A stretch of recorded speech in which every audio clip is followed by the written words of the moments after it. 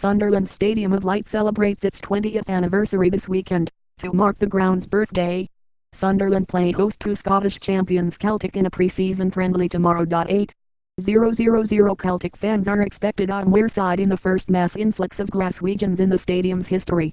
Not since Gary Bennett's testimonial in 1993 has Sunderland anticipated so many folks from the capital *of Scotland. But the Mackems and the boys have a traditional good-humoured relationship and the day out should be an entertaining spectacle. We spoke to John Reid of Celtic website The Jersey Doesn't Shrink to find out what to expect from Brendan Rodgers' side and the travelling green and white Celtic army. Only just in whilst this game is a pre-season friendly. We are marking 20 years at the Stadium of Light as the occasion. Sunderland and Celtic will also competing for the Dathobet Cup.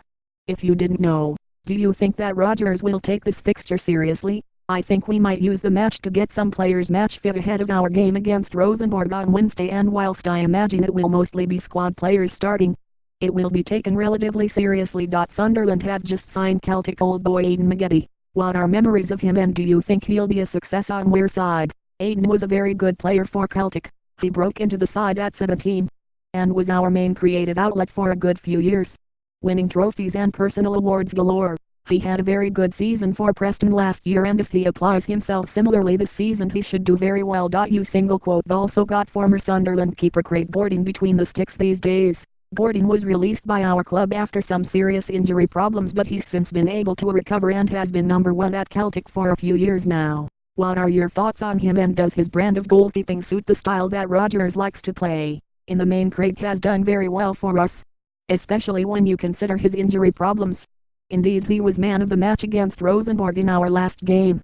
He sometimes struggles with the odd pass back, but in general he suits Rodgers' playing style. Some amongst the Sunderland community are slightly worried that, due to the large travelling contingent coming down from Scotland, there could be a bit of bother this weekend with memories of the time Rangers came to Roker Park for Gary Bennett's testimonial. Do Celtic fans generally behave themselves when they leave the country? We don't generally cause trouble, to be honest, as the amount of testimonial games we've played attests. It should be a loud and colourful travelling support. How much of a challenge do you think Celtic will pose to a Sunderland side that are very much still getting know each other? We should be good enough to give Sunderland a competitive game despite our injury problems, and I would have us as slight favourites. Who in Celtic's side do you think will cause us the most problems? Scott Sinclair, if he plays.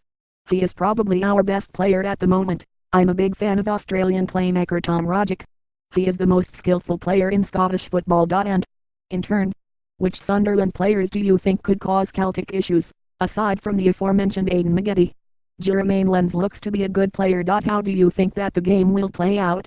2-1 to Celtic in a game that's competitive for at least an hour before the inevitable substitutions ruin it. There have been calls from some sections of football fans over the years for the inclusion of teams that dominate the other domestic leagues in the British Isles, like Celtic, to be incorporated into the English football leagues. Where do you stand on this? Do you think it's a romantic pipe dream or a viable option to increase the global standing of teams like Celtic? It would be great for Celtic and certainly make us a lot of money, far more than we currently make, but it's, as you say, a pipe dream.